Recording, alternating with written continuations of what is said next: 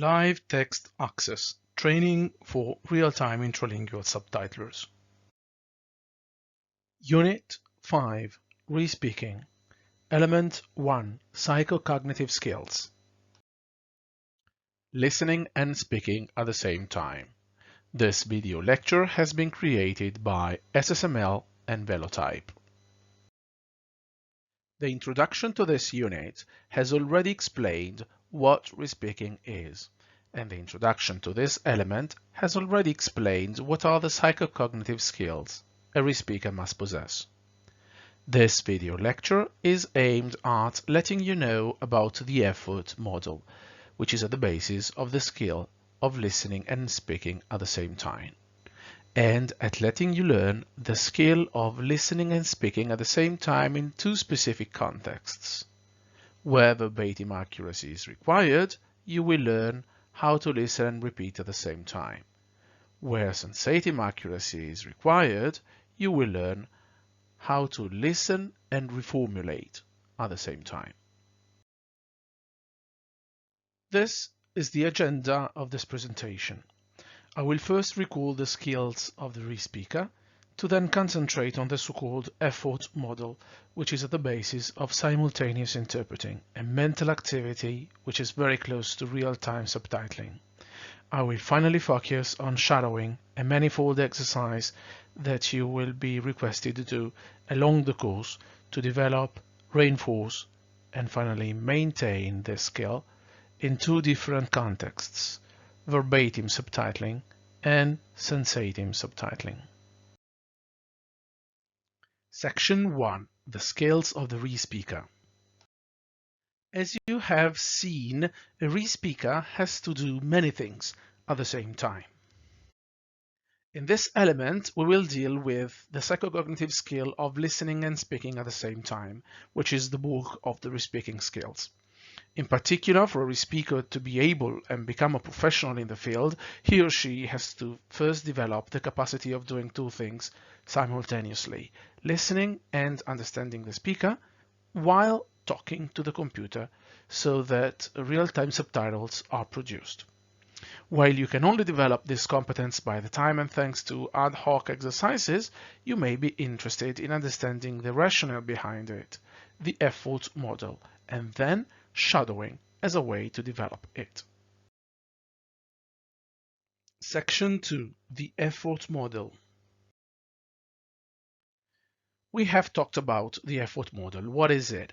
In 1985, Daniel Gilles proposes the so-called modèle d'effort, or effort model, based on the observation of the mistakes done by trainees into simultaneous interpreting.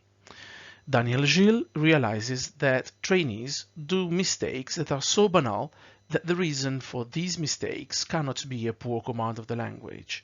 He understands that this is due to other reasons, mainly that our brain is to be trained if we want it to do more than one non-automatic thing at the same time.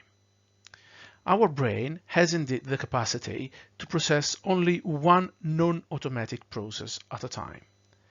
To understand this, it is important to know that mental activities can be of three types: automatic, like that at the basis of breathing, for example; semi-automatic, like that at the basis of walking; and non-automatic, like that at the basis of active listening or, guess, repeating or reformulating what somebody has just said. And while you can breathe, walk, and speak at the same time, you cannot listen and speak at the same time unless you are trained to do so, as in courses like this one. As we have said in the introduction, the effort model is thought for simultaneous interpreting, but it can be easily adapted to real-time intralingual subtitling. Adapting Gilles' notions to real-time subtitling, while respeaking, we mainly do four non-automatic actions at the same time: listening the speaker and understanding, which implies that we analyze the waves he or she produces and turn them into meanings; then memory, which is the capacity to temporarily store meaning before doing something else with it; Production, which is the fact of producing sentences that need to both adequately render the meanings uttered by the speaker and be understandable by the automatic speech recognition tool. And coordination, which is the fact of monitoring one's performance so that a balance is found between these three efforts. Now, these efforts require a lot of what is called processing capacity. As said, we need to train our brain to find the balance between the four efforts that we have just seen. As long as our processing capacity is enough to carry on these mental activities at the same time, we then do a good job. If it is not, because of fatigue or other reasons, we may experience breakdowns in one of the activities with negative consequences on the quality of the subtitles. In particular, a good performance is possible when the following conditions occur. First of all, the speaker should speak properly, not too fast, with a clear voice, and not too technically. Then it is important that the speaker knows the topic or has studied it. Moreover, the speaker must work in a well-equipped environment and with working terms which are not too stressful. And finally, the interaction with the machine should be at its utmost. In case one or more of these conditions are not met, more processing capacity is required in one of the four efforts to bridge the gap. This may cause a breakdown in one of the other activities which in the end go to the detriment of the quality of the subtitles. In particular, if the speaker is challenging, it will be harder for the speaker to listen and understand. If the topic is not well mastered or totally unknown, it will be harder to remember what the speaker says. If the speaker is not in good mental or physical conditions, it will be harder to produce coherent subtitles. Finally, if the interaction with the machine is not good, coordination breakdowns may occur. In the next video lectures, we will see how to cope with each of these situations that may cause bad performance. In this video lecture, we will try and make sure that in good conditions you are going to be able to perform well. Moreover, we will try to see how it is possible to semi-automate some of the simultaneous non-automatic actions required in re-speaking to reduce the processing capacity needed for each of them. One way to go for that is shadowing, which we will see in the next section.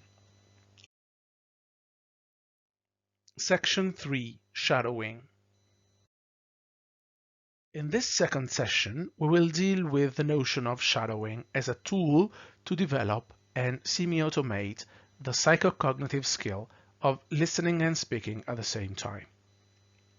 Shadowing means you listen a speech and you repeat it simultaneously. There is no need to involve the software for this moment. However, you should know what it means to repeat. What should you repeat?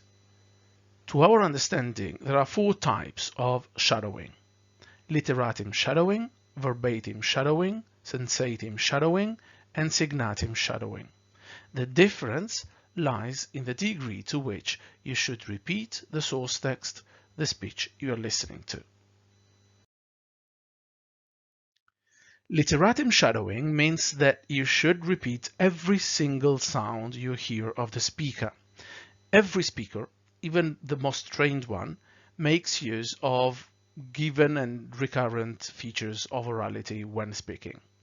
This means that you should repeat not just words, but any of them, even words that you don't understand the meaning of, as well as recurrent examples of orality. These may be fillers like well, you know, kinda, you see, etc.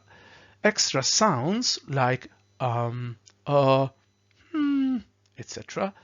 Interjections like O, A, etc. Barbarisms or words that each of us pronounces his or her own way, like hey, nah, what's up, etc. Verbatim shadowing means you should repeat every distinct, meaningful element of speech you hear as uttered by the speaker, mistakes included. This means that you should repeat every single lexical item, like house, government, Spain, etc. But also grammar items like the, when, for, etc. Acronyms like GDP, NCRA, OWL, etc. And foreign words and expressions like ad nauseam, bon voyage, gnocchi. Sensatim shadowing is a bit more complex and less precise as a notion. It means you should repeat every single meaning uttered by the speaker, a meaning being any concept expressed as a word, a clause, or a sentence. You can either repeat these words as in verbatim shadowing or re-express them using other words, normally shorter words. For example, you can make use of synonyms, both horizontal synonyms like aim instead of objective, and vertical synonyms like flower instead of anemone. You can also reformulate the utterance. For example, you can say yes instead of I tend to agree, or we instead of you and I. Finally, you can strategically omit some elements in a sentence that not necessarily add something to the overall meaning. For example, instead of saying Carlo talks a lot so as to try and explain this notion, you can simply say Carlo talks a lot to explain this. Finally, signatim shadowing is the form of shadowing that is aimed at repeating every single sign, meaning any meaningful occurrence in a speech event that adds information to the ideal reader of the potential transcription of signatim shadowing. This means not just the single sentences that one hears like good morning, but also any other relevant element such as punctuation marks like comma, period, question mark, etc., as in good morning, period. Signatim also means paraverbal events like the tone of voice, intonation, volume, etc., as in good morning, period, bracket, he shouts, bracket. Signatim finally means non-verbal events like applauses, cheering, a bell ringing, as in good morning, period, brackets, applauses, brackets. Summary. In this video lecture, we have introduced the main competence of the re-speaker, the psychocognitive skill of listening to the source text and simultaneously repeating it. In particular, we have dealt with two important aspects, a theoretical one, that is the effort model, and a more practical one, shadowing. The effort model is at the basis of this cognitive process that involves doing more things at the same time. We have seen that balancing the efforts these simultaneous actions require is always needed to avoid breakdowns. One way to go for this is trying to semi-automate these actions. To do so, shadowing is the exercise to start with. It consists in listening a speech and repeating it, either literatim or sound for sound, verbatim or word for word, sensatim or meaning for meaning, and signatim or sign for sign.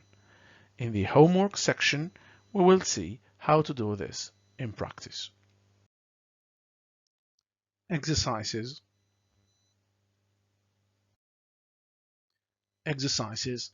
The exercises for this video lecture are in the trainer's guide and the PowerPoint file.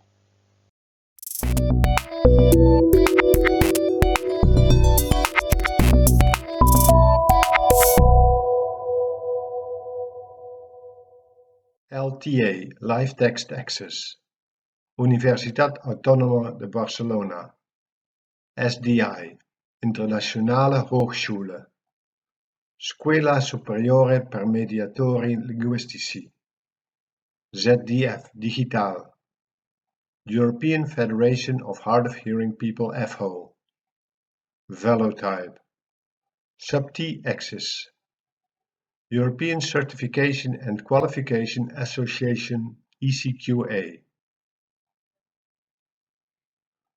Co-funded by the Erasmus Plus program of the European Union. Erasmus Plus project 2018-1-DE01-KA203-004218. The information and views set on this presentation are those of the authors and do not necessarily reflect the official opinion of the European Union. Neither the European Union institutions and bodies, nor any person acting on their behalf, may be held responsible for the use which may be made of the information contained here.